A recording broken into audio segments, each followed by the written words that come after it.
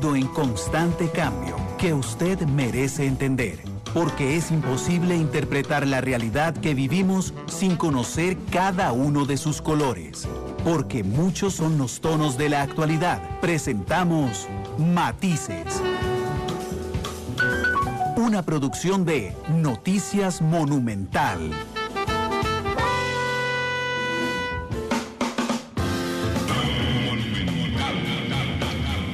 La radio de Costa Rica, 2 en punto de la tarde. Gracias por estar con nosotros en este primer programa de Matices de 2021. Muchas gracias por acompañarnos. Yo hoy les hacía una solicitud en redes sociales y reflexionaba también particularmente sobre el trabajo de los medios de comunicación respecto a que estamos en un año preelectoral y de no irnos en la finta, si se me permite, de darle más importancia a temas que podrían polarizar la sociedad en este 2021 y que podrían devolvernos a 2018. Voy a poner un ejemplo. Argentina acaba de aprobar el aborto libre. Eso no está en discusión en Costa Rica hoy, ¿verdad? Pero es un caldo de cultivo muy fácil para que se convierta en el tema principal de la campaña de 2021-22. Entonces hay que tener cuidado en esos temas y recordar temas que son fundamentales. Y uno de los temas que para mí son fundamentales es el acceso a información pública. Resulta que yo soy el primero que no quiero que nos quiten las vacunas y que entiendo que Pfizer, que no es una empresa y lo he sostenido durante los últimos días, que sea, digamos, el adalid del acceso a información pública y de la transparencia en general, Pfizer le pidió a Costa Rica y a los otros países que mantuviera en reserva y confidencial el precio de las vacunas. No obstante, cuando un país o una empresa le pide a un país que firme un contrato cuyos términos, gracias Chirita, van en contra de la legislación, pues ese convenio o ese contrato en esa parte en específico es nulo porque estaría violando las leyes internas de cada país. Sobre este tema yo quise invitar hoy a dos especialistas a los que respeto mucho. Uno de ellos es don Rubén Hernández, abogado constitucionalista de enorme trayectoria en el país. Don Rubén, bienvenido a Matices, ¿cómo le va? Muy usted, feliz año, tanto a usted como Eduardo, y me da mucho gusto estar nuevamente en el programa. Gracias, igualmente, don Rubén, muy feliz año. Y a don Eduardo Ulibarri, periodista, comunicador, ex embajador de Costa Rica en la ONU, expresidente de IPLEX, que es el Instituto de Prensa y Libertad de Expresión. Don Eduardo, bienvenido a Matices, ¿cómo le va? Creo que tiene el micrófono silenciado, don Eduardo, discúlpeme. Un gran gusto, muchas gracias Randall, de compartir con usted y con Rubén. Feliz año también a ambos y a quienes nos están escuchando. Gracias, don Eduardo, igualmente feliz año para usted. Yo le recuerdo a la gente que nos está observando y a través del Facebook o que nos está escuchando a través de Monumental, que pueden hacernos su reporte de sintonía a través de diferentes plataformas. Lo pueden hacer en el Facebook, donde estamos transmitiendo ya. Pueden hacerlo también a través de Twitter, en @monumentalcr, pueden hacerlo en mi Twitter, que es Randall Rivera V, y pueden hacerlo también al WhatsApp 89935-935. Así es que ahí también estamos listos para escuchar sus opiniones y también para que yo le plantee alguna que otra duda a mis invitados. Gracias a las 200 personas que ya con nosotros están a través del Facebook Live. Don Rubén, discúlpeme que le haga una pregunta tan genérica y tan amplia, pero ¿qué se puede considerar en un régimen de derecho, y particularmente en el nuestro, qué se considera secreto y qué no se considera secreto? ¿Qué información puede ser confidencial y qué no, don Rubén? Bueno, aquí hay dos niveles de protección. Uno es el que otorga el artículo 273 de la Ley General de Administración Pública, que expresamente habla de los secretos de Estado. Y en segundo lugar habla de la confidencialidad. Incluye un elemento que no está en el artículo 30 de la Constitución. Habla de la confidencialidad de la otra parte. Luego, en el artículo 30 de la Constitución únicamente se dice que quedan fuera del libre acceso a los asuntos, a los documentos públicos, el acceso al público, los secretos de Estado. Esto del secreto de Estado ya ha sido determinado o ha sido precisado desde la época en que don Fernando Coto Albán era presidente de la Corte Suprema de Justicia, y en determinado momento la Sala Primera era la que conocía acerca de los recursos de amparo contra el presidente y los ministros. Posteriormente, la Sala Constitucional ha retomado y ha ampliado la doctrina sentada originalmente por don Fernando Coto Albán. Y en síntesis ha dicho que el secreto de Estado, solo hay dos tipos de secreto de Estado: los relativos a la seguridad interna o externa del país, y segundo, a las operaciones diplomáticas en trámite. Vean que en materia diplomática dice que únicamente están cubiertas por el secreto de Estado las que están en trámite, no las ya realizadas. Entonces esa ha sido la precisión que ha hecho la jurisprudencia constitucional acerca del secreto de Estado. Fuera de esos dos ejemplos, de esos dos casos, todo lo demás queda fuera del secreto de Estado y está sujeto a la libre acceso de información de los ciudadanos.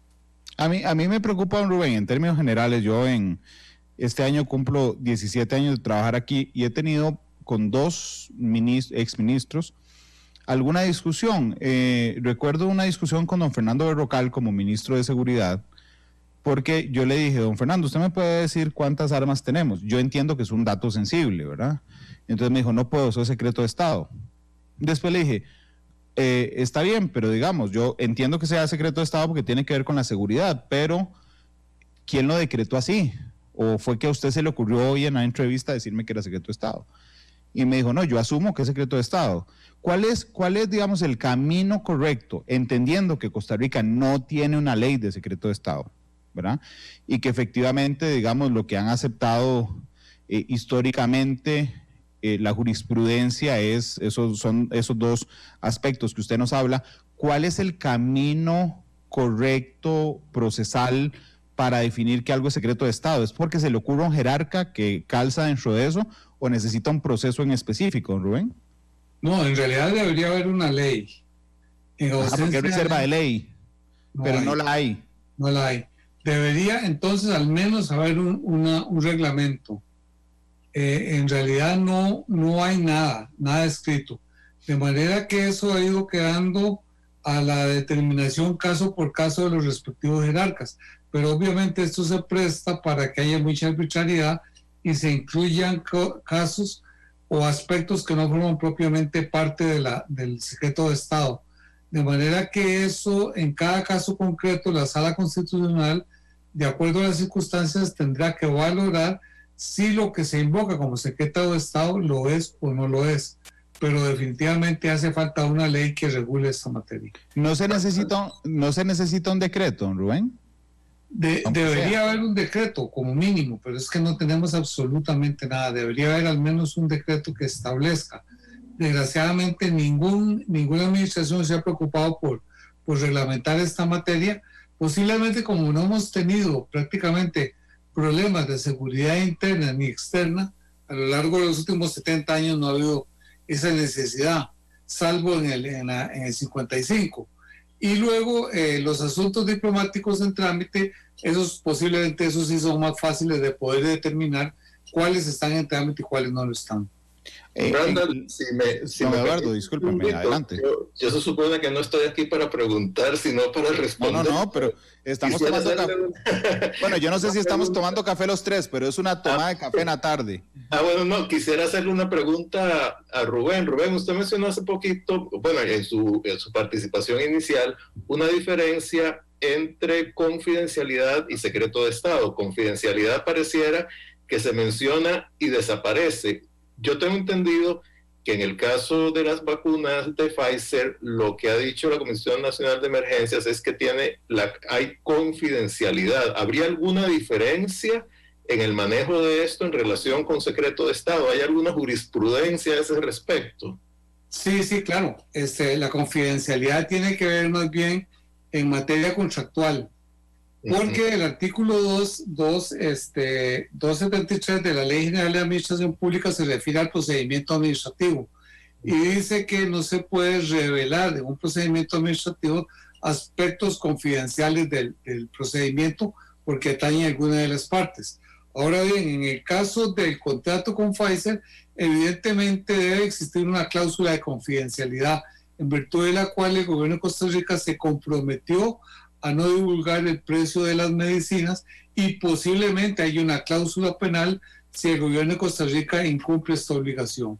Pero vean que aquí se trata de un contrato que se está rigiendo por los principios generales de la contratación, sobre todo porque en este caso el Estado costarricense no está actuando en su capacidad de derecho público, sino en su capacidad de derecho privado, y por lo tanto está suscribiendo un contrato que en principio queda sujeto a todas las cláusulas que establezca y a las regulaciones o principios de la contratación privada.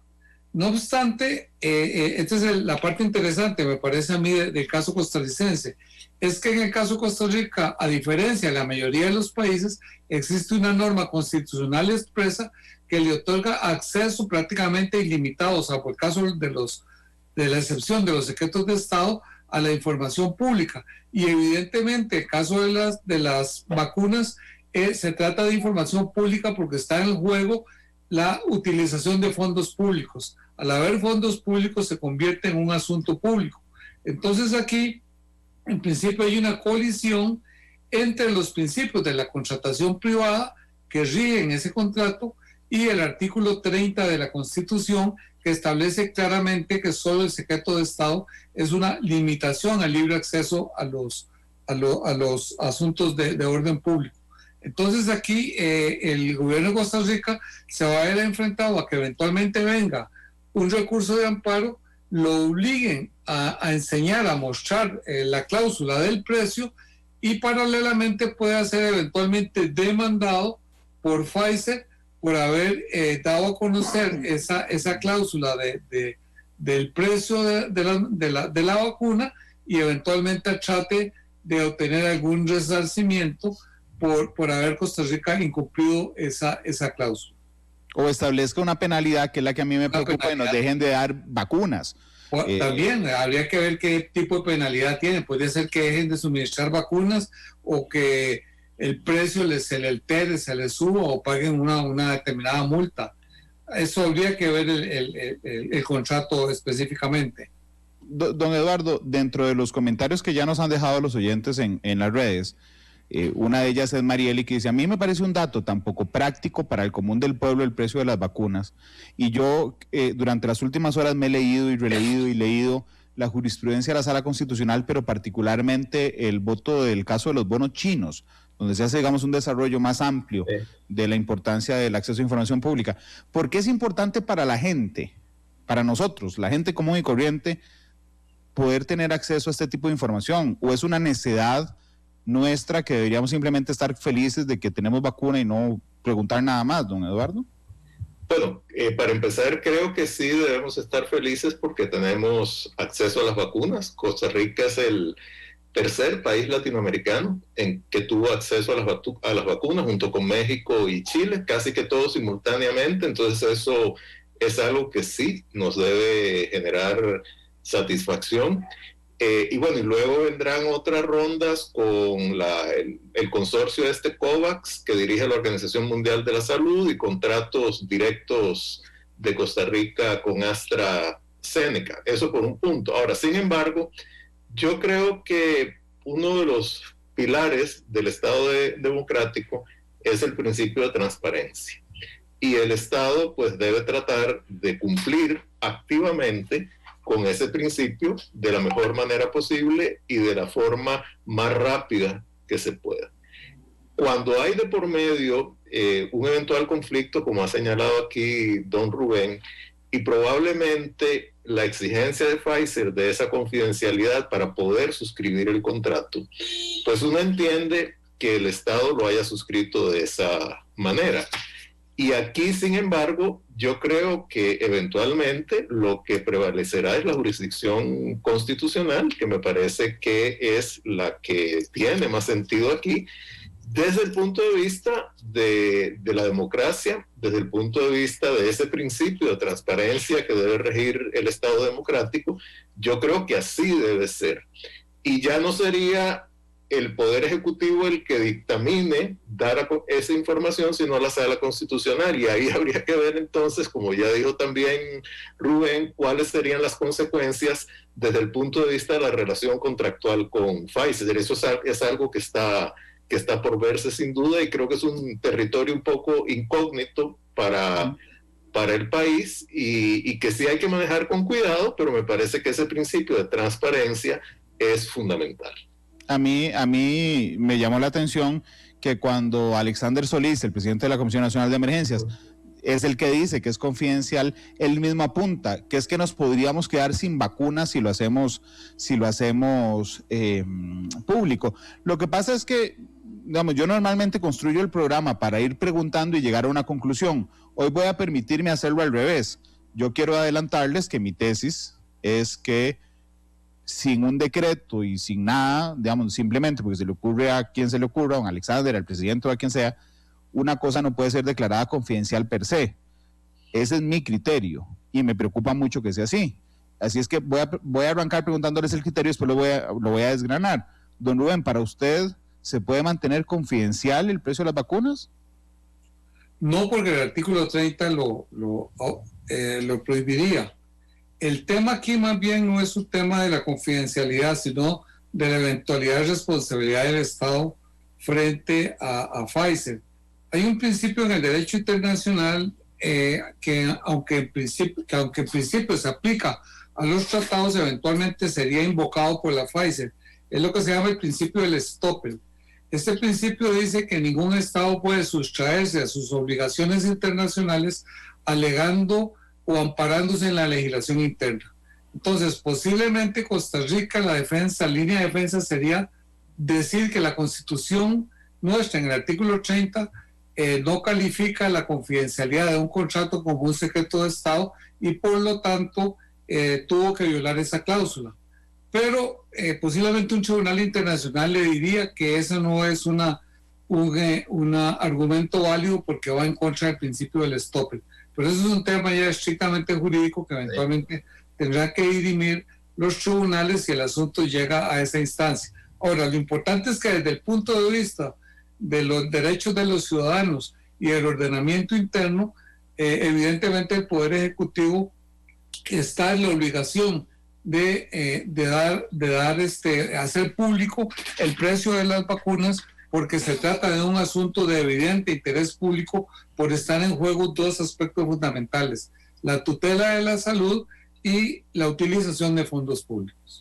Sí, don Eduardo, usted, y yo también estoy muy contento, por supuesto, que tengamos la vacuna y estoy muy orgulloso, pero usted comparte el criterio de que no puede ser confidencial el precio de las vacunas a la luz de la jurisprudencia costarricense sobre acceso a información pública. Yo tengo el criterio de que no debería ser confidencial. Entiendo también que si hay un contrato de por medio, aquí se genera ese eventual conflicto constitucional ilegal que tendrá repercusiones. Creo que al firmar ese contrato, el Estado costarricense, supongo que representado por el Poder Ejecutivo, no dijo activamente mantengamos confidencial el precio de las vacunas, sino que fue una condición del contrato. Y yo presumo que, puesto en la disyuntiva de aceptar esa condición o no poder recibir las vacunas, el Estado costarricense decidió firmar ese contrato, y yo creo que fue lo mejor que se pudo haber hecho. Firmado ya el contrato, si alguien solicita vía un recurso de amparo que se revele ese precio de las vacunas, y la Sala Constitucional, como es muy posible, dice que hay que revelarlo, entonces se generaría este conflicto del cual habla don Rubén. Pero yo sí creo que lo lógico, lo conveniente, es que se conozca. Tampoco creo que estemos aquí ante un deseo de secretismo ni nada por el estilo. Yo lo veo muy simple. Hay un contrato, se firmó así, establece esas reglas, el Estado dice yo las cumplo. Si alguien me obliga con la jurisdicción correspondiente a dejar de cumplir esa regla y revelar la información, la revelo y me expongo a las consecuencias. Es tan simple como eso. Yo creo que, y aquí me voy a confesar con ustedes dos, yo entiendo el zapato en el que está metido en este tema en caso de llegar a la Sala Constitucional el Poder Ejecutivo. Es decir, yo seguramente habría hecho lo mismo, firmar el contrato, que me den las vacunas y después voy a ver cómo arreglo el resto, porque es la forma más práctica. Pero creo que a mí lo que me estorba es la forma, no necesariamente el fondo, porque a mí lo que me preocupa y lo que me ha preocupado estos días es esa declaración del presidente de la Comisión Nacional de Emergencias de si lo hacemos público nos quedamos sin vacunas, porque finalmente yo entiendo que Pfizer es una empresa privada que puede definir los términos de sus contratos como quiera, es decir, Pfizer no está en la obligación de darnos vacunas. Es una empresa privada y si quieren nos vende y si quieren no nos vende. Nosotros tuvimos el éxito de lograr negociar que nos vendieran vacunas adelantadas. Pero lo que me preocupa es la forma. ¿Y por qué les digo la forma? Porque cuando el presidente de la Comisión Nacional de Emergencias da esa declaración, ¿verdad? Pareciera que es él el que decide, don Rubén, y a mí eso es lo que, digamos, lo que de alguna manera me enreda de que don Alexander dice, suave, es que hay que poner por encima, aquí nos chocan dos derechos, dice don Alexander, el derecho a la salud versus el derecho al acceso a información pública. Entonces hay que poner uno de primero y se le da prevalencia a la salud. Y mi gran discusión es que él no lo decide, en el sentido de que si yo me acuerdo bien del artículo 11, creo, de la Ley de Administración Pública, los funcionarios públicos solo pueden hacer aquello que la ley les permite. Y por escrito, además. Y una de las atribuciones del presidente de la Comisión de Emergencias, del ministro de Salud, de la Caja, el presidente de la Caja, no es declarar confidencial las cosas. Eso es lo que me estorba, digamos. Yo quisiera que ante el vacío de la legislación por lo menos se hubiera avanzado en que el presidente firmara un decreto sobre el que haya una discusión constitucional, bien que mal, si hay un problema de seguridad o no, pero que haya una oficialidad de esa confidencialidad, don Rubén. Quiero saber qué piensa de eso en particular. Estoy totalmente de acuerdo. Vea que inclusive la apreciación del presidente de la Comisión Nacional de Emergencia es errónea jurídicamente, porque aquí no hay un conflicto entre el derecho de acceso a los documentos de interés público y el derecho a la salud. En ningún momento hay ese conflicto. El derecho a la salud se está tutelando a través justamente de obtener las vacunas. Y ya eventualmente obtener el precio de cuánto se pagó por esas vacunas no tiene ninguna relación con la obtención misma de las vacunas. Vean que también eventualmente un tribunal internacional podría decir que una cláusula que establezca el contrato en el sentido de que si se revela el precio, Pfizer le deja de vender a Costa Rica, esa sería una cláusula abusiva y posiblemente sería declarada nula por un tribunal. De manera que a mí me parece que no debe contener una cláusula en ese sentido del contrato. Lo que debe tener es una cláusula penal en el sentido de que establezca alguna multa, algún tipo de multa. Me parece más bien que fue una invención del presidente de la Comisión de Emergencia el invocar de que eventualmente nos quedaríamos sin vacuna si revelábamos el precio.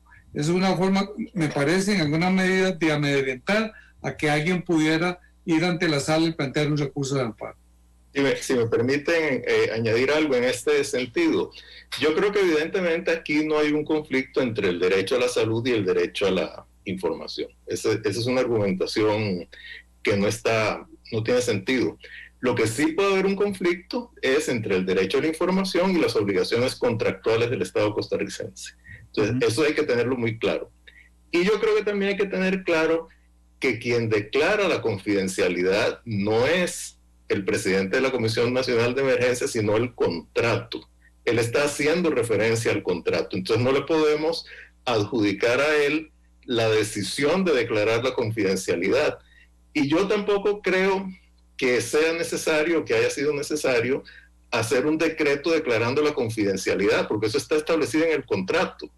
Entonces, estando establecida en el contrato, si hay alguna duda, si hay algún conflicto, eso lo tendrán que resolver los tribunales, en este caso la Sala Constitucional.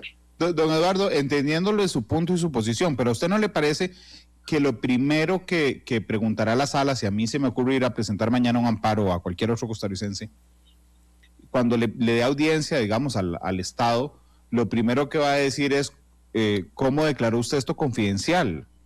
Porque efectivamente está en el contrato, pero, digamos, ¿quién es la parte activa del Estado que hace ejercer esa confidencialidad? Bueno, digamos, eso ya son hipótesis, ¿verdad? Indudablemente, sí. Yo creo que el Estado, si suscribe un contrato en el cual hay una cláusula de confidencialidad, ya ahí se está declarando esa confidencialidad vía el contrato.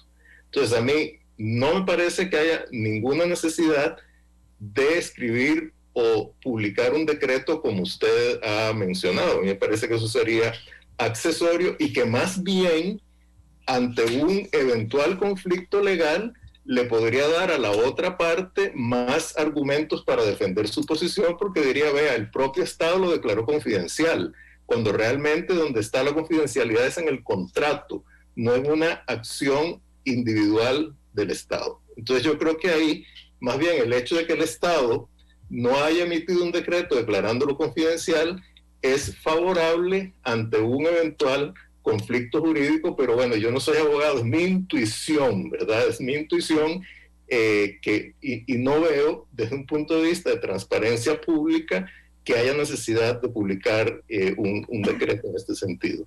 A mí realmente incluso se me hace mucho más interesante el programa cuando pensamos diferente. Don Rubén, ¿a usted qué le parece la posición de don Eduardo?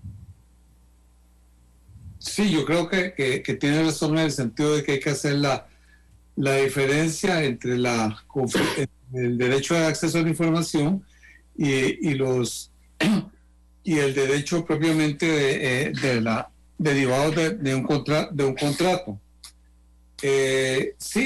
Pensándolo bien, me parece bien la posición de Eduardo en el sentido de que no era necesaria la publicación de un decreto, porque eventualmente podría ser un arma de doble filo y darle más argumentos eventualmente a una demanda internacional. Por eso dije que si la cláusula la impuso el Pfizer, eventualmente esa cláusula podría ser declarada nula por un tribunal internacional, porque podría ser una cláusula totalmente abusiva y desproporcionada. En consecuencia, pareciera mejor o es mejor que no haya habido un decreto de declaratoria de confidencialidad y que sea más bien, o que se vea eventualmente como una imposición de Pfizer y no como algo que el gobierno de Costa Rica más bien fue el que prohijó su inclusión en el contrato. Don Eduardo, desde el punto de vista de comunicación, y yo quiero decir que cuando leí su libro de sus experiencias en la ONU como embajador, una de las cosas que me llamó mucho la atención es la lectura, digamos, del ritmo de los acontecimientos, ¿verdad? Que significan muchísimo en materia de política internacional y nacional. Yo tengo la impresión, don Eduardo, y es desde el punto de vista de comunicación, que igual el Poder Ejecutivo se la juega, con todo el respeto del caso. Cuando digo se la juega es que un amparo que tarda 18 meses o 2 años en resolverse, pues se declarará el próximo año si hubo una violación al acceso a información pública, pero que en términos, digamos, prácticos, lo que hace es garantizarnos la vacuna de manera inmediata y allá se verá cuando se resuelva ese amparo después. Es decir, el costo de no tener la vacuna, el costo político de no tener la vacuna era mucho más fuerte que el costo de tener esa discusión sobre acceso a información pública. Don Eduardo, no sé si está de acuerdo conmigo. Sí, bueno, yo diría más que el costo político, el costo humano y para la salud pública, ¿verdad? A mí, yo espero que el costo político no sea lo que prevaleció aquí, sino un sentido de responsabilidad hacia la salud pública, ¿verdad? Y es lo que yo presumo. No sé si el Poder Ejecutivo, digamos, de una manera consciente dijo nos la vamos a jugar, o simplemente, bueno, estas son las condiciones, o las acatamos o no podemos suscribir el contrato, suscribamos el contrato con esa cláusula y luego, bueno, cualquier consecuencia que esté vinculada con el no dar a conocer esa información tendrá que resolverse localmente, y yo creo que ahí cualquiera en su sano juicio pues pensaría que un recurso de amparo se va a perder, ¿verdad? No creo que tarde 18 meses o un año. Los recursos de amparo tienden a ser un poco más expeditos en su resolución, pero los de acceso, perdón, don Eduardo, los de acceso a información pública, sí, tienen razón, normalmente duran un mes, si acaso. Exacto, entonces eso es algo que yo creo que eventualmente, digamos, si alguien, y yo presumo, bueno, tal vez usted o cualquier otra persona... No lo voy a hacer yo, por lo menos hasta hoy no. Un recurso de amparo, es muy probable que lo gane. Yo creo que entonces ahí vendrá ya las consecuencias de ese recurso de amparo y de lo que ordene la Sala Constitucional en relación con el contrato, y eso probablemente conduzca a un juicio, usted me corrige, don Rubén, o un juicio ordinario en la jurisdicción local, pero también dependerá de las cláusulas de solución de conflicto que estén contenidas en ese mismo contrato. No sé si será arbitraje o si será tribunales internacionales, de eso yo no tengo idea. Posiblemente sean un arbitraje internacional. Sí, es probable. La Cámara de Comercio de París, posiblemente. Ahora bien, cuando uno, y aquí voy también con don Eduardo, desde el punto de vista de comunicación, don Eduardo, yo creo que a mí no me gusta el sospechómetro, digamos, realmente me parece que es algo de lo que más daño le ha hecho a la democracia costarricense, ese sospechómetro que tenemos prendido siempre de que en todo lado hay corrupción y que en todo lado hay un arreglo. Pero ciertamente las informaciones que han salido en la pandemia de la caja respecto a la compra de insumos, ¿verdad?, mete muchísima curiosidad respecto a los procesos de contratación en media pandemia. Yo quisiera saber su opinión, pero creo que si no hubiera trascendido, o no se hubieran dado, no solo si no hubieran trascendido, si no se hubieran dado las supuestas irregularidades en la compra de insumos en media pandemia, también tal vez no existiría, digamos, tal presión por conocer el precio individual de las vacunas, porque conocemos el precio completo de las vacunas y el transporte. Tal vez no existiría tanta presión, don Eduardo, y eso finalmente es culpa también del propio Estado. Sí, no, bueno, primero yo no sé cuán fuerte será la presión, ¿verdad? Pero eso es un simple dato. Si realmente hay una gran inquietud nacional o no, pero bueno, hagamos eso a un lado. Yo sí creo indudablemente que los casos, por lo menos de denuncias de posible corrupción en la adquisición de suministros vía proveedores locales no sin trayectoria, puede generar sospecha. Ahora, entre esto y la contratación con una compañía farmacéutica internacional, yo creo que hay una gran diferencia. Digamos que las compañías farmacéuticas no son angelitos, son empresas con fines de lucro, ¿verdad? Eso hay que entenderlo. No se caracterizan por su transparencia. Sus normas para la fijación de precios de los medicamentos, por ejemplo, varían mucho de país a país en función del ingreso de esos países. Y supongo que esa es una de las razones por las cuales Pfizer no quiere que se dé a conocer el precio individual de las vacunas, porque se le desmonta un poco su lógica de precios, que a mí no me parece que sea la correcta, ¿verdad? Entonces, dicho esto, sí me atrevería a decir que una empresa como Pfizer difícilmente va a estar dispuesta a incurrir si la otra parte también lo estuviera en algún tipo de práctica corrupta o algo así por el estilo. Entonces, sintetizando, sí, los casos de suministros vía proveedores locales sin experiencia generan desconfianza, pero creo que eso, trasladarlo, extrapolarlo al caso de Pfizer no es lo correcto, que estoy seguro que mucha gente lo hace, ¿verdad? Eso es inevitable. Y además, le voy a argumentar por qué se lo planteé de esa forma, don Eduardo. Este fin de semana, al menos tres personas, que no tienen relación ni política ni periodística, son tres personas que conozco, las tres personas me preguntaron lo mismo en diferente momento. Mira, ¿y vos por qué crees? Esa fue la pregunta. ¿Y vos por qué crees que el gobierno no quiere dar a conocer el precio de las vacunas? Por supuesto que la respuesta más responsable es porque hay una cláusula de confidencialidad estipulada por Pfizer. Uno no puede atribuirle, digamos, al gobierno no querer dar a conocer. A lo que me refiero, don Rubén, y también es digamos, lo he conversado con usted en otras ocasiones, es que efectivamente las medidas de restricción cuestionadas, a veces inexplicables, como, no sé, la restricción de fin de semana, por ejemplo, de carros, un día sí, un carro no, y un día no, digamos que no están basados necesariamente en estudios o en información técnica a un año de la pandemia, nos hace ver con un ojo mucho más crítico que al inicio de esta pandemia las decisiones, don Rubén, del Poder Ejecutivo. No, definitivamente creo que hay un ambiente de desconfianza respecto a las medidas que ha tomado el Poder Ejecutivo para hacerle frente a esta pandemia. Y entonces cada vez que toma una medida se vuelve sospechosa. Y yo estoy seguro que la próxima semana plantearán el recurso de amparo una vez que se incorpore la Asamblea Legislativa a sesiones. Entonces seguro que más de un diputado ya tiene el recurso de amparo listo y simplemente van a hacer control político los primeros días o simultáneamente hacen control político y plantearán el recurso de amparo. Pero es clarísimo que la actitud que ha asumido el gobierno a lo largo de la gestión de la pandemia ha ido creando mucha desconfianza en general en el público, y entonces toda actuación del Poder Ejecutivo se mira con cierto grado de sospecha y hay mucha gente que parte ya inclusive del supuesto de que detrás hay un acto de corrupción. Esa es la percepción que hay en la mayoría de la gente.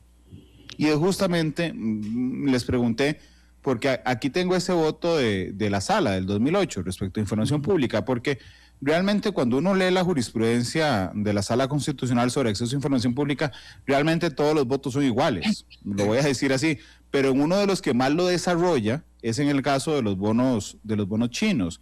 Y entonces, por ejemplo, dice la Sala Constitucional de que tiene que ser un tema activo del Estado, digamos, ese acceso a la información pública, que lo que se busca es que sea una casa de cristal llena de luz, donde el administrado pueda buscar en cualquier parte la información y conseguir la información con el fin de determinar si el uso de los recursos públicos ha sido eficiente o ineficiente, o incluso generar su propia opinión respecto a si valió la pena pagar X o Y monto por por las vacunas de Pfizer.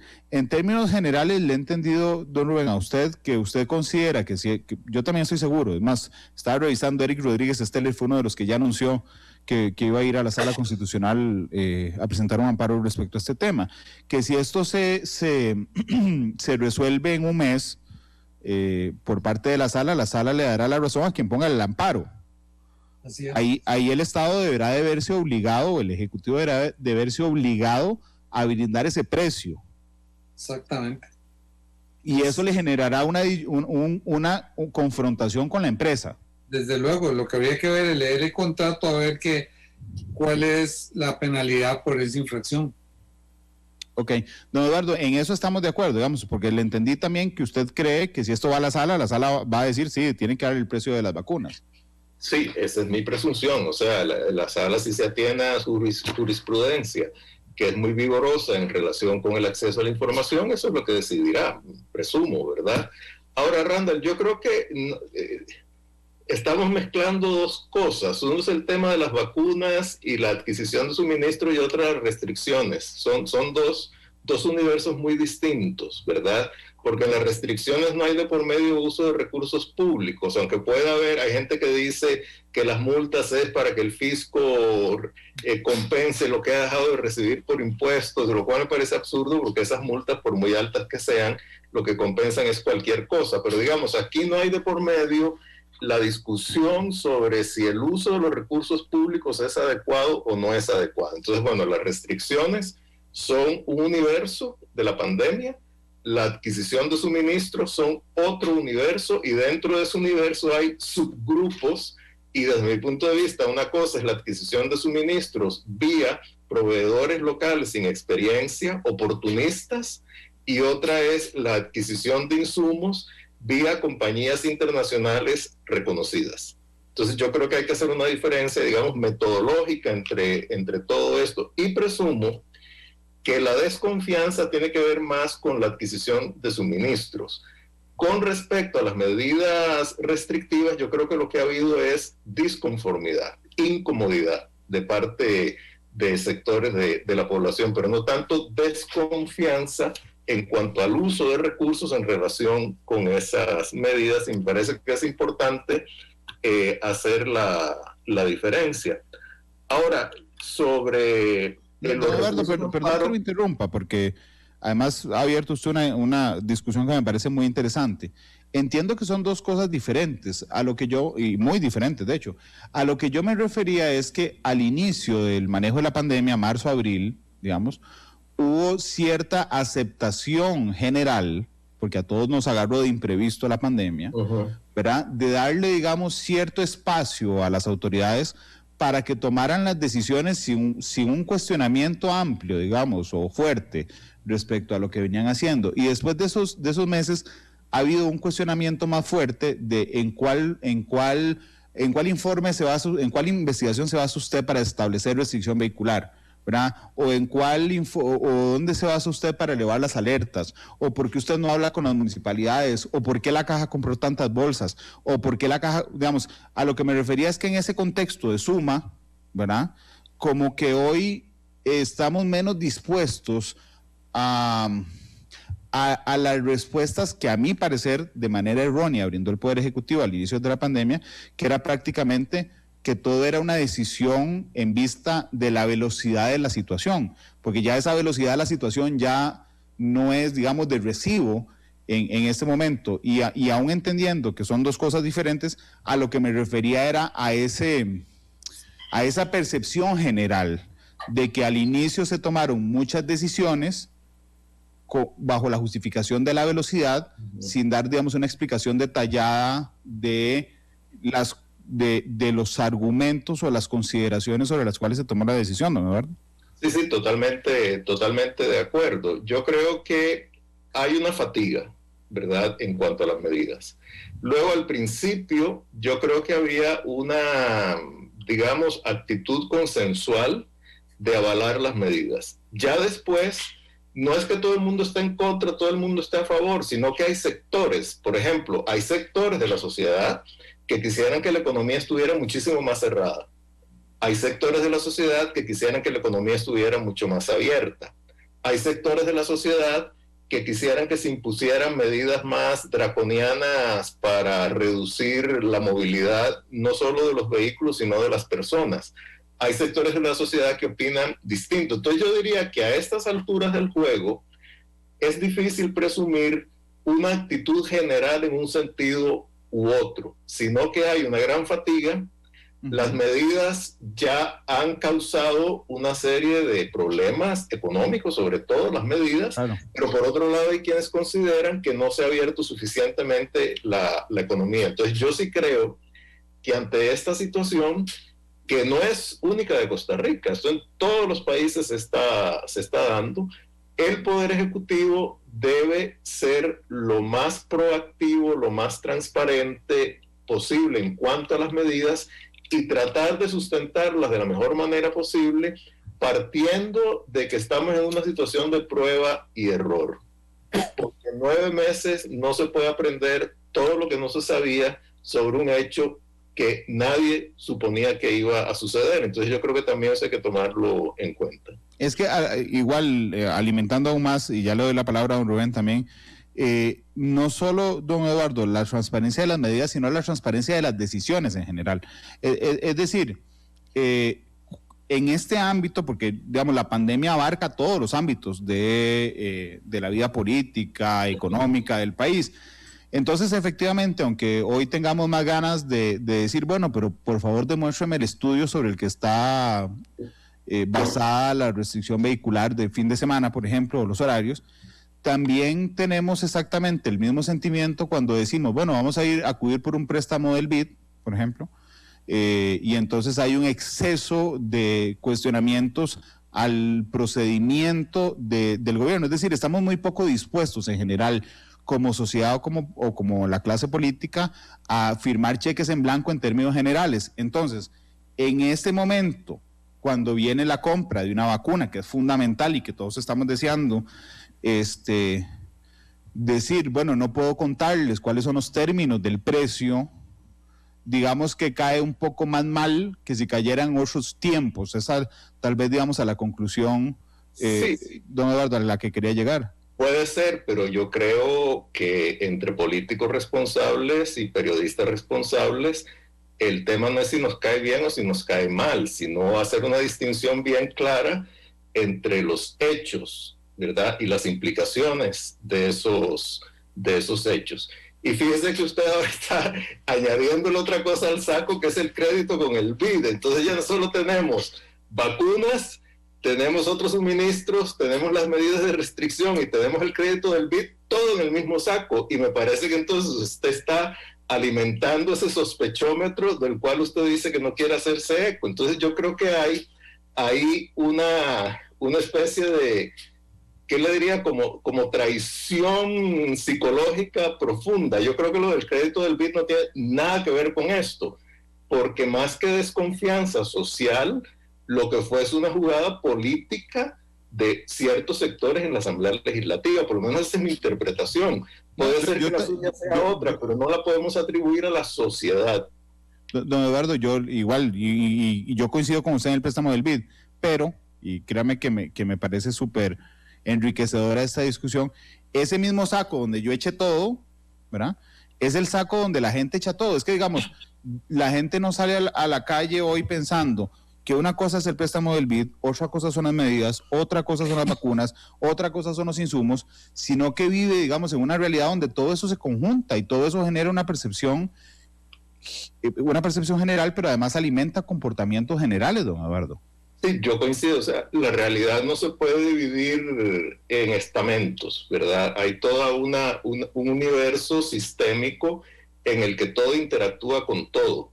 Pero lo que primero, yo no tengo ninguna evidencia, y creo que usted tampoco, para suponer que la gente reacciona igual ante todo esto. Esto es asumiendo que la gente no tiene una capacidad de discernimiento, que yo creo que mucha gente sí la tiene.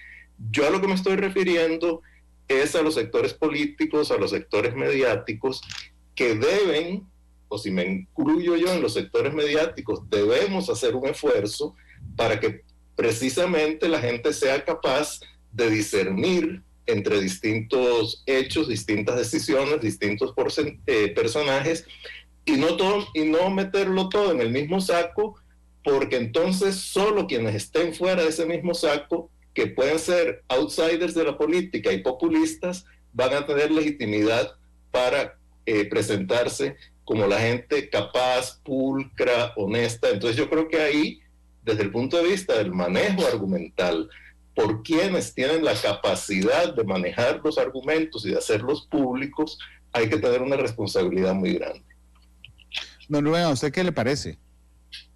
No, me parece que tiene razón Eduardo, que no hay que confundir todo en un mismo saco, porque son diferentes actores, son diferentes problemas, pero lo que sí es cierto es que hay una percepción general de que el gobierno está actuando mal, y cualquier asunto que haga el gobierno, cualquier medida que tome, inmediatamente hay un grueso sector, incluido gran parte de la Asamblea Legislativa, que inmediatamente salen a la palestra pública a estar en contra de esa posición, a cuestionarla y a criticarla severamente. Es decir, hay como una percepción general de que las medidas que toma el gobierno, que ha tomado el gobierno para enfrentar la pandemia en los diferentes campos, siempre son equivocadas, con razón o sin ella, pero eso es, digamos, la percepción de una gran mayoría de ciudadanos, y no solo de ciudadanos de a pie,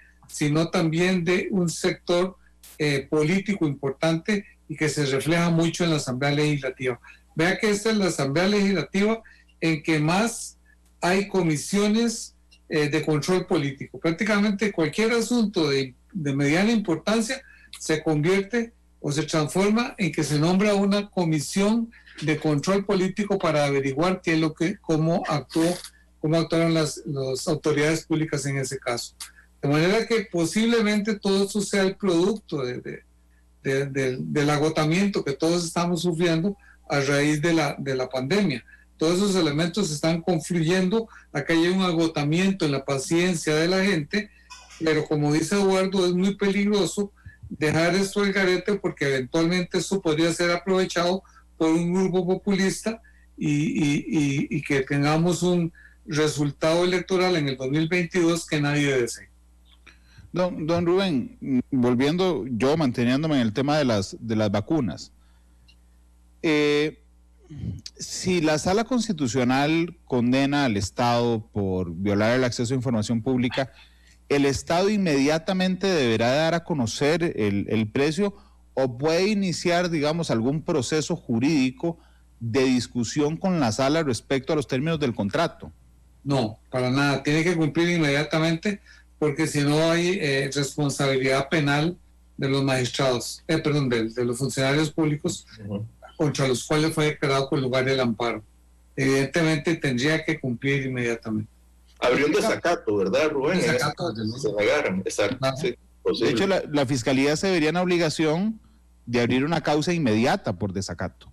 Es más, la ley de la jurisdicción tiene un procedimiento extraño y es que la sala tiene que enviar el asunto a la Fiscalía. Ok, los magistrados tienen que informarle a la fiscal, en este caso. Certifican y envían a la Fiscalía y la Fiscalía abre la causa.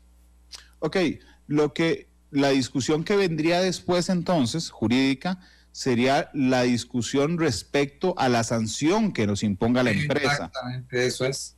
Eso es lo que vendría, es lo que habría que leer el contrato para ver cuál es la sanción que se pactó.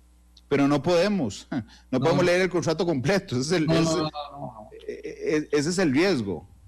No podemos, de hecho inclusive lo que lo vamos a obligar al Poder Ejecutivo es entregar el precio nada más, pero no el resto del contrato. Sí, el contrato sí puede ser privado en algunas de sus partes. Sí, claro.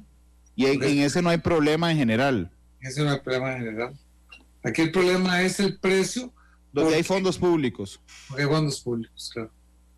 Sí, don Eduardo, usted lo mencionaba bien al principio. La primera negociación que hicimos fue con Pfizer, pero hay dos grandes empresas más vendiendo la vacuna, digamos, más, pero dos, digamos, hasta nuestra realidad en Occidente. Una es Moderna, que es una empresa estadounidense que está dedicada principalmente en este instante a suplir las necesidades de los Estados Unidos y que según países donde ya se ha dado a conocer el precio, como en Bélgica, tiene un precio muy parecido a lo que tiene Pfizer. Y la otra es AstraZeneca y Oxford, que es mucho más barata, usa una tecnología diferente. Pero digamos, a partir de ese instante estamos negociando con esas empresas. Es decir, hay un contrato con AstraZeneca, ya no sé si firmado, pero ya se había anunciado, en donde si la Sala Constitucional resuelve eso antes de que empiecen a entregarnos las vacunas, estaremos en un dilema si podemos garantizarle o no a otra empresa farmacéutica la confidencialidad del precio de las vacunas, don Eduardo. Sí, habrá que ver aquí, no, indudablemente, Randall, eso es una incógnita que está presente. Habrá que ver cuáles serán esas condiciones del contrato con AstraZeneca. Yo tengo entendido que ya se llegó a un arreglo con AstraZeneca, por lo menos a mediados o hacia finales de noviembre, si mal no recuerdo, el presidente dijo que se había llegado a un arreglo con AstraZeneca, creo que para, no sé si eran 500,000 dosis o algo así por el estilo, o 1 millón de dosis para 500,000 personas. Después hay ya un acuerdo con este consorcio internacional que organiza la OMS, en el cual uno de los principales suministradores de vacunas es precisamente también AstraZeneca, y creo que el otro es Johnson & Johnson, que todavía no ha llegado a las etapas finales, pero parece que tiene muy, muy adelantada la vacuna, y me parece que eso es para 1 millón de inoculaciones, o sea, para inocular a 1 millón de personas, más el 1,5 millones de Pfizer, lo cual serían 3 millones de personas. Habrá que ver las condiciones en cada caso. Yo tendería a suponer que en el caso de AstraZeneca probablemente sean condiciones menos estrictas, porque aquí estamos ante un proceso que esa misma empresa, junto con la Universidad de Oxford, han desarrollado con mayores vasos comunicantes con la Organización Mundial de la Salud. Entonces presumo que ahí el afán de lucro, contra el cual no tengo nada, ¿verdad? Pero el afán de lucro será menor. En cuanto a Moderna, yo tengo entendido que el gobierno no ha iniciado ningún tipo de negociación, ¿verdad? Incluso por el momento tengo entendido que el único país que ha autorizado las vacunas de Moderna es Estados Unidos. Eso bastaría para que en Costa Rica se autoricen, ¿verdad? Porque nosotros en términos generales seguimos las decisiones de la FDA, la Agencia Federal de Medicamentos de Estados Unidos. Pero más o menos como están las autorizaciones ahora es Pfizer en Estados Unidos, Europa, Reino Unido, bueno, que es parte de Europa, no de la Unión Europea, y prácticamente todos los países de América Latina.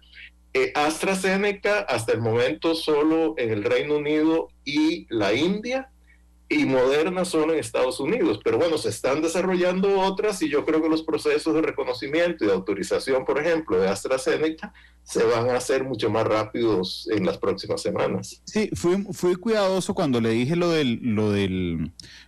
de AstraZeneca, porque efectivamente el 12 de noviembre Costa Rica firmó un acuerdo con AstraZeneca por 1 millón de dosis, que son 500,000 personas.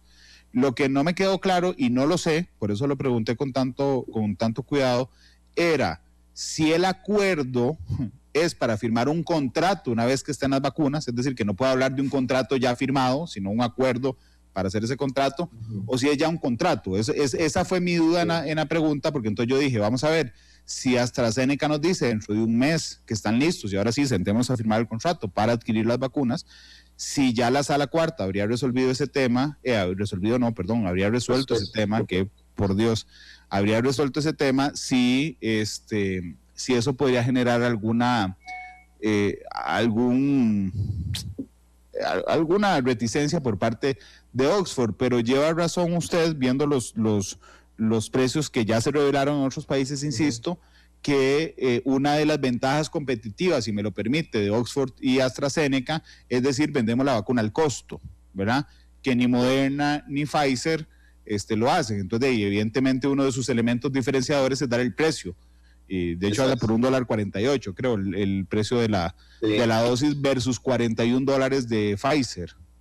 Y además no necesita esa red de frío que sí necesita Pfizer, ¿verdad? Que siempre es un gran impedimento logístico.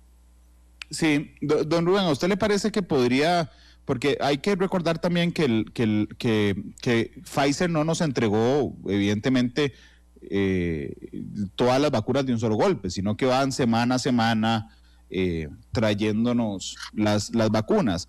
A mí, se lo confieso, uno de los temores, pues yo soy uno de los que quisiera vacunarme mañana, uno de los temores es que esa entrega de las vacunas se ralentice, si hay una discusión o una condena de la Sala Constitucional del Estado respecto a este tema. Sé que la respuesta más sencilla es, Randall, no conocemos el contrato y no sabemos cuál es el contrato, pero digamos, ese es uno de mis temores como ciudadano de los efectos de esta discusión. Bueno, tal vez habría que hacer una aclaración previa, y es que las entregas han sido muy pequeñas porque todavía no tenemos la capacidad de refrigeración. Recién la segunda semana de febrero llegan la gran capacidad de refrigeración, y a partir de entonces se puede aumentar significativamente el número de vacunas que pueden llegar al país semanalmente.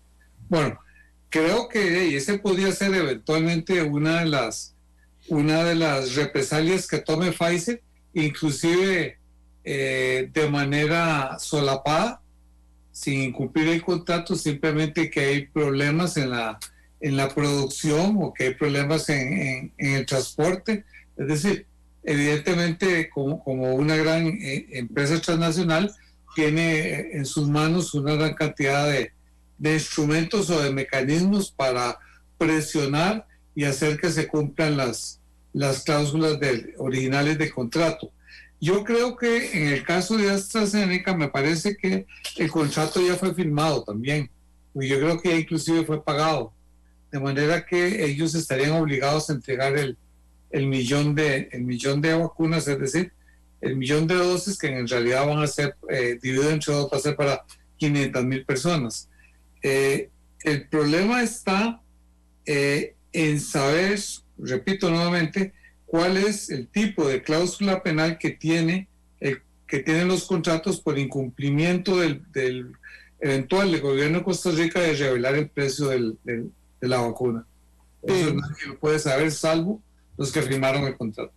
Sí, que de hecho me escribió don Marvin Carabajal, que era exdirector de exdirector legal de Casa Presidencial, exdirector de la Escuela Judicial y que hoy es miembro de un bufete muy importante en el país, que está escuchando el programa y me decían, simplemente quisiera aportarte, don Rubén, y yo quería preguntarle si usted recuerda que él dice, Randall, hay algunos votos de la Sala Constitucional donde ha dimensionado que el acceso a información pública podría generar un daño más grande sobre el interés público, que es las vacunas, que el acceso en sí. ¿Usted recuerda? Yo realmente de lo que estudié no lo encontré, pero por supuesto que yo no soy abogado. Don Rubén, ¿usted recuerda algún dimensionamiento de ese tipo? Sí lo hay, sí lo ha habido. Y eventualmente esa podría ser una solución de compromiso de la sala. Podría dimensionar total o parcialmente el voto. Así que esa es otra posibilidad abierta. Ahora, lo que no sé es si ante la presión pública que hay, la sala se animaría a hacer un dimensionamiento, porque quedaría muy mal. Y la sala a veces juega mucho políticamente, juega mucho para la gradería de sol. Sí, eso lo aceptó hace un par de años un magistrado diciendo que la gente quería que votáramos así. Sí, hay muchos casos en que la sala no vota de acuerdo a los principios constitucionales, sino que vota para quedar bien con la gente.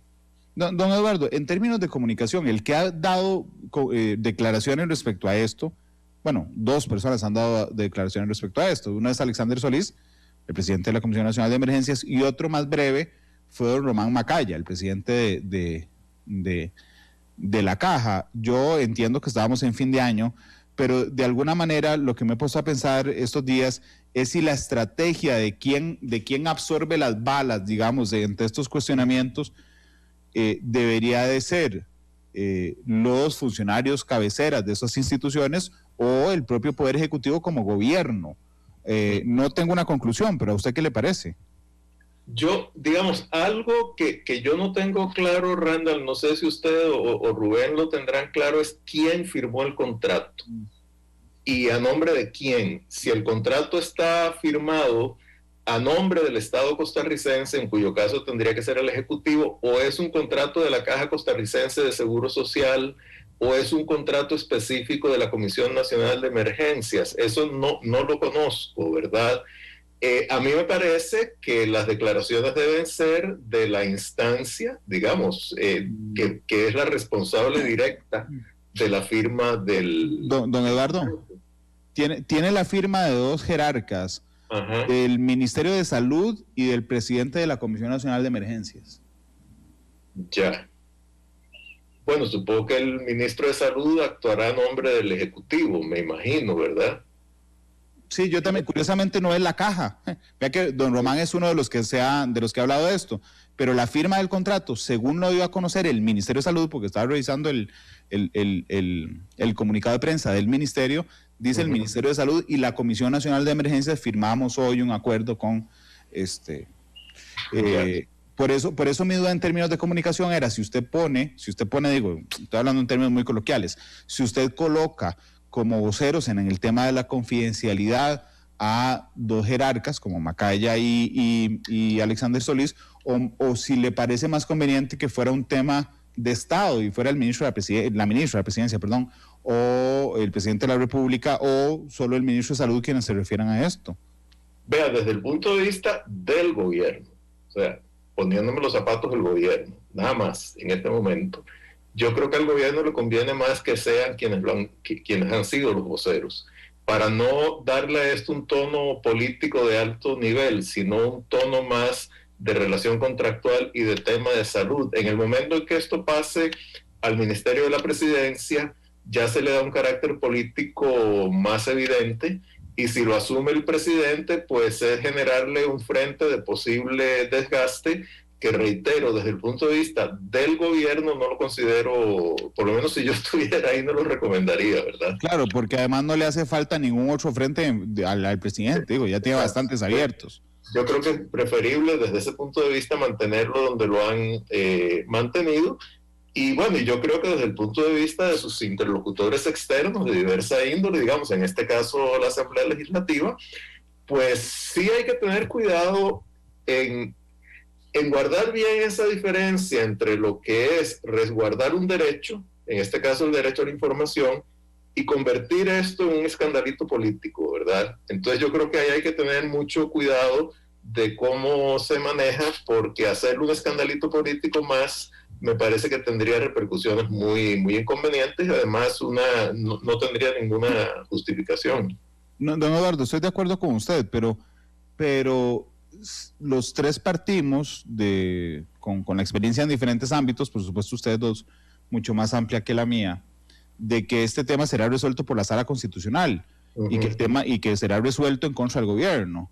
Yo realmente una de las valoraciones con las que hice el programa fue pensando en si esto es un escandalito político hoy o va a ser un escandalito político dentro de 22 días o un mes cuando el gobierno de Carlos Alvarado sea condenado por violar el acceso a información pública. Claro. A mí me pone a pensar eso. Pero depende de la presunción de la cual se parta. Si uno parte de la presunción de que hubo un intento deliberado del gobierno de ocultar información oficiosamente, yo creo que ahí sí puede haber un costo político. Y lo que me preocuparía es que algunos diputados partan de esa presunción y la traten de instrumentalizar con propósitos de dañar a un gobierno en cuyo caso se estaría dañando todo el concepto de la campaña de vacunación. Otra cosa es que la Sala Constitucional resuelve en el sentido de que la cláusula de confidencialidad del contrato no es de recibo, que violenta el derecho al acceso a la información, y el gobierno cumple con esa cláusula y asume las obligaciones o las consecuencias contractuales de violar la eventual cláusula en el contrato. Son manejos muy distintos del mismo hecho, ¿verdad?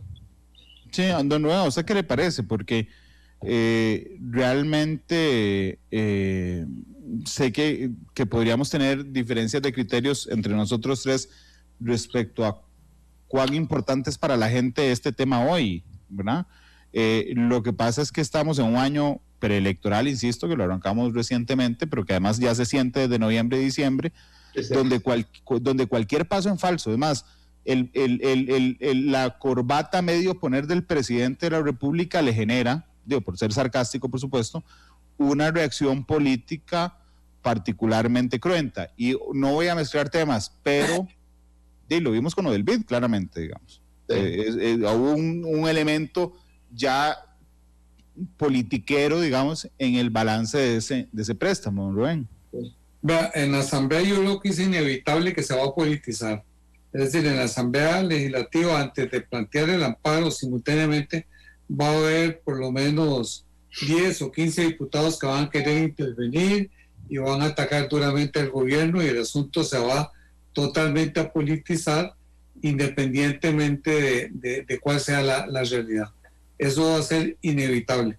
Ahora, si la sala declara con lugar el amparo, evidentemente eso va a alimentar aún más la discusión, la reacción política al interno de la Asamblea, pero en ese caso también tendría, digamos, reflejos en la sociedad civil, puesto que ya habría una sentencia de un tribunal en que establece que el Poder Ejecutivo actuó en contra de la Constitución.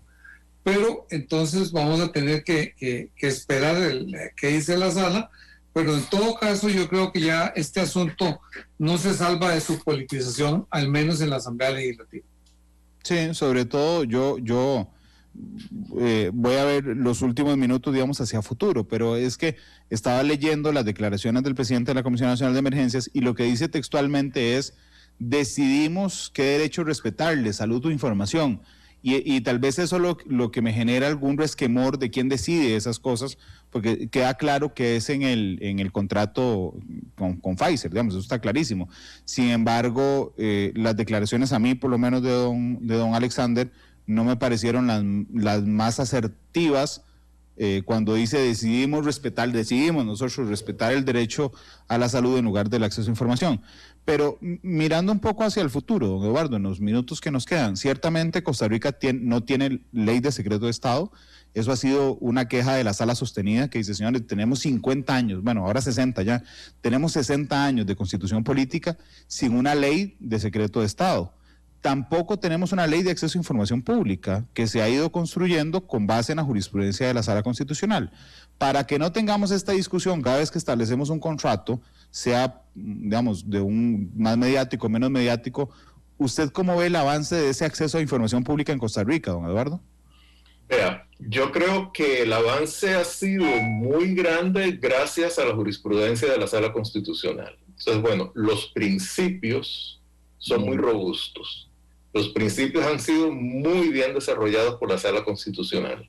El asunto es que esos principios se aplican caso por caso, como ya dijo don Rubén. O sea, cada caso en el cual uno siente que el derecho de acceso a la información pública ha sido vulnerado, uno lo presenta a la Sala Constitucional y X tiempo después la Sala Constitucional lo más probable es que reafirme ese derecho a la información pública. Puede ser que lo module de alguna manera. Entonces, yo creo que aquí, digamos, el gran reto es una ley que tome como base esos principios. Porque yo el miedo que le tengo a una ley de acceso a la información pública es que en lugar de tomar esos principios como base y sobre ellos mejorar sobre todo los mecanismos de acceso a la información, de pronto salgamos con una legislación que es más restrictiva que lo que esos principios de la Sala Constitucional han establecido.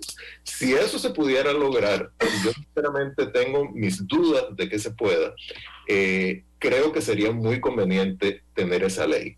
Sobre la ley de secreto de Estado no tengo un criterio como muy firme, ¿verdad? Porque dichosamente en Costa Rica el secreto de Estado ha sido enarbolado tan pocas veces y el hecho de que no tengamos fuerzas armadas y todo vacía tanto el tema de seguridad nacional como una razón de secreto de Estado, que no son muchos los conflictos que se han dado, pero yo tendería también a suponer que una ley moderna, garantista, sería más conveniente que la ausencia de ley que tenemos ahora y por tanto la definición casuística por parte de la Sala Constitucional, por muy bien fundamentada que esté, que realmente en la mayoría de los casos lo ha estado.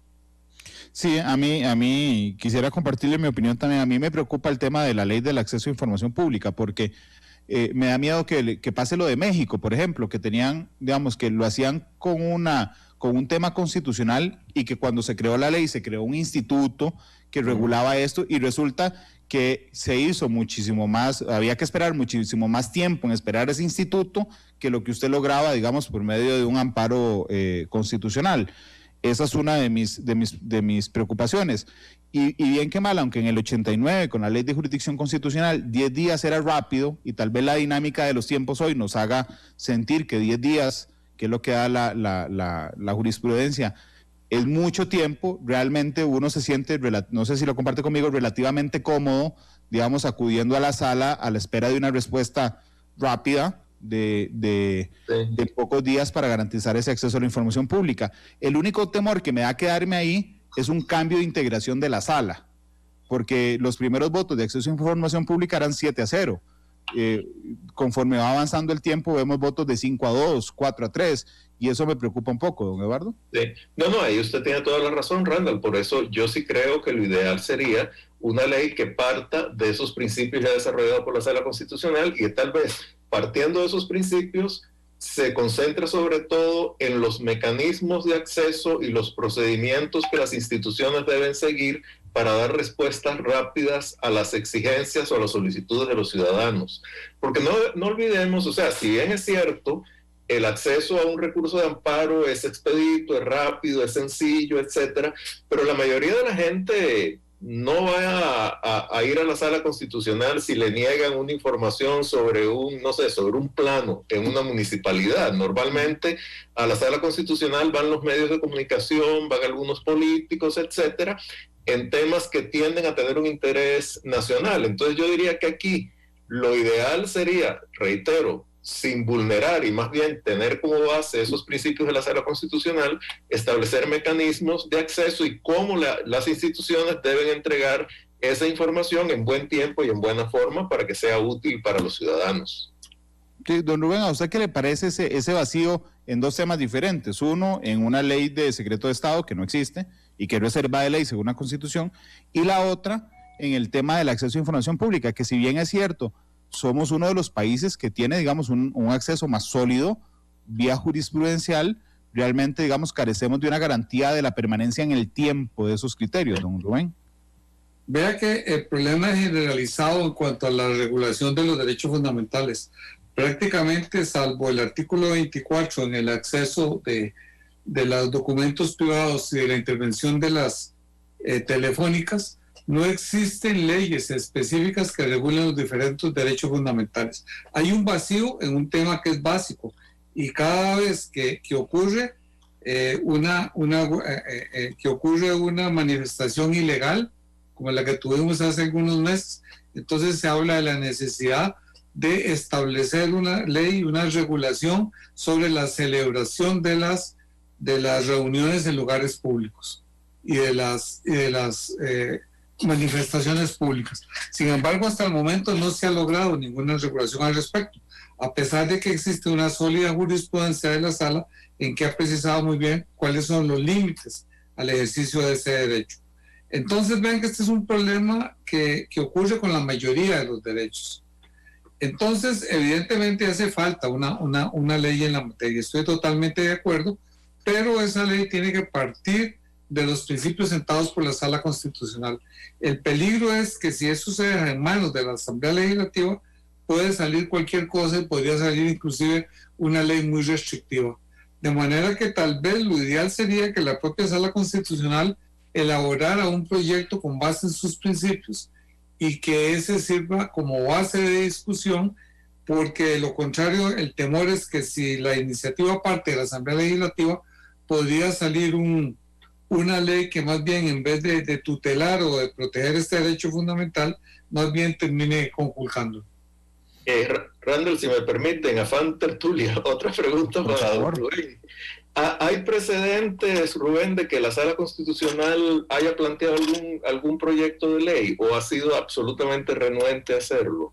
No, ha sido renuente porque, y no van a tener razón, porque invocan de que están interviniendo en actividades, digamos, una función propiamente política que no les corresponde. Pero la Corte Suprema sí lo ha hecho, como Corte Plena, más allá de Sala Constitucional, sí, ¿verdad, Rubén? Representante del Poder Judicial, la Corte Plena, claro, hay muchas leyes que han partido de la Corte Plena. Podría ser una... Que podría ser una salida, aunque la Corte Plena ya, digo, lo voy a usar en el término más respetuoso de la palabra, pero recordemos que en la Corte Plena no solo hay constitucionalistas, sino hay penalistas que tienen visiones de mundo muy diferentes, hay administrativistas en la Sala Primera, abogados de familia y abogados laboralistas en la Sala Segunda, pero creo que por ahí don Eduardo iba a su duda, que alimentó la tertulia de esta tarde. Pero históricamente, cuando se redacta una ley especializada, se respeta el criterio de la sala respectiva. En los temas, digamos, penales, invariablemente se acogen los criterios de la sala tercera. Entonces yo creo que eso no sería un obstáculo. Sí, aquí tal vez el problema sería que si la Sala Constitucional, hipótesis, que redacta el proyecto y luego, una vez que eso se convierte en ley, hay algún reclamo sobre la constitucionalidad de ese proyecto, entonces no sé qué pasaría. Me imagino que se tendrían que inhibir todos los magistrados titulares y entrar suplentes, ¿verdad? Supongo. Sí, sería un poco complicado, ¿verdad? No, pero no sería un choque nuevo. Hace poco,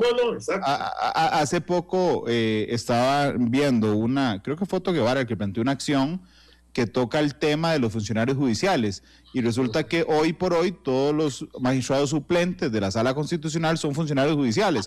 Entonces usted siempre va a tener a alguien... No, hay una solución en el artículo 84 de la Ley Orgánica del Poder Judicial que la Corte siempre se ha negado a cumplir. Se dice que cuando los magistrados llamados a resolver un caso tengan conflicto de intereses, en ese caso la Corte Plena tiene que pedirle a la Asamblea Legislativa que nombre magistrados ad hoc para resolver el caso. Nunca lo han hecho, pero está previsto en el artículo 84 de la Ley Orgánica del Poder Judicial, y esa es la solución correcta. Interesante, sí. Qué interesante ese punto. Permítanme, me ha parecido tan interesante que me brinqué todas las pausas comerciales. Voy a hacer una pausa comercial, y regreso, me quedan 2 minutos nada más después de regresar de la pausa, y para que cerremos entonces el programa. Son las 3:19, ya volvemos. Perfecto.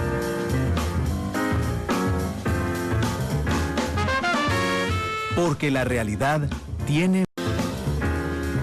3 de la tarde con 24 minutos. Gracias por estar con nosotros en Matices. Estamos en el primer programa del año. Yo los invito mañana a 2 de la tarde.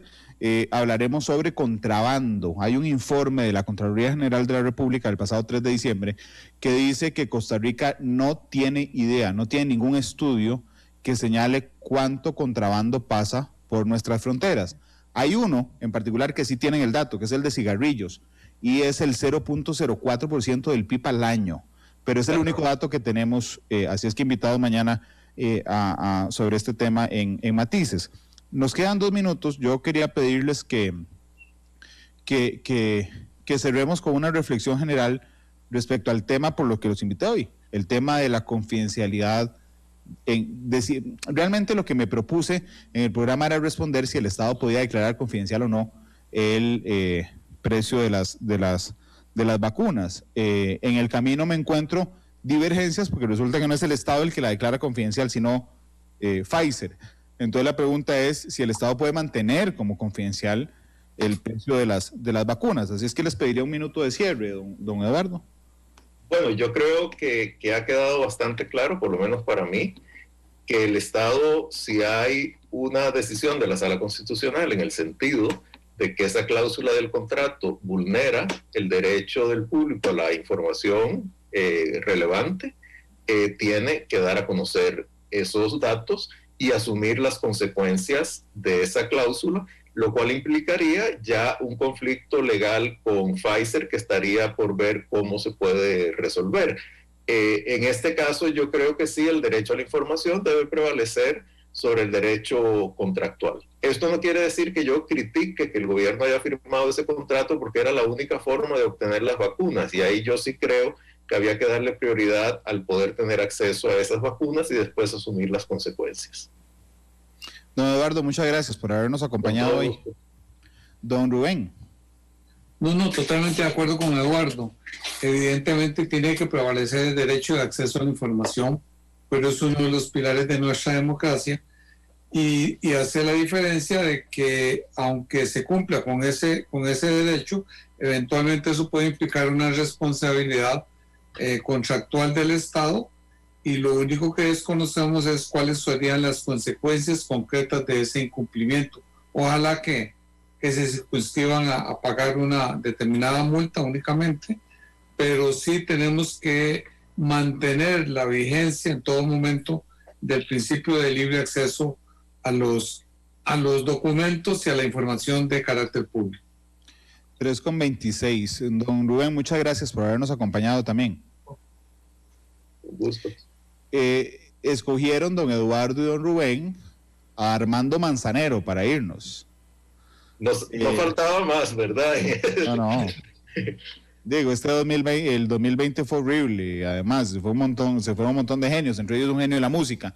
Les voy a aceptar que yo no escucho mucho a Manzanero, pero por ejemplo hay algunas canciones que conozco por cultura general, pero la que me pidieron, que se llama, parece que fue ayer, sí. Esa yo no la había escuchado, don Eduardo. ¿De verdad? ¿De veras? Sí, lo acepto. Yo no, esa no la he escuchado, pero no se la canto porque pierde la audiencia, ¿verdad? Pero bueno, usted la tiene, me imagino, ahí en el repertorio, ¿verdad? No, aquí está, indudablemente. Bueno, la va a escuchar y estoy seguro de que le va a gustar. Sí. Tal vez usted no es tanto generación Manzanero como Rubén y yo, ¿verdad? Eso puede ser. No, por supuesto. Lo que pasa es que Manzanero trasciende las generaciones. Sí, sin duda. Sí. ¿Verdad?